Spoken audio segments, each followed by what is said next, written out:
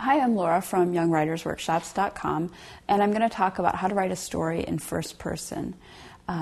Before you begin your story, if possible, read another piece of fiction that's written in first person.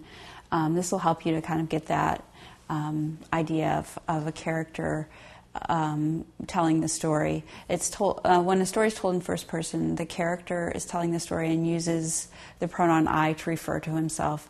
It's often written as if the person was watching over all of the events and telling the story. So to begin your story, identify the character. You should have a good idea yourself who this character is, what some of his or her traits are, and how his personality is going to impact the story. You might reveal this little by little during your story, but it's good for you as a writer to have an idea about your character, who's your narrator. You can use your narration in your first-person story to reveal more about the main character, the first-person character.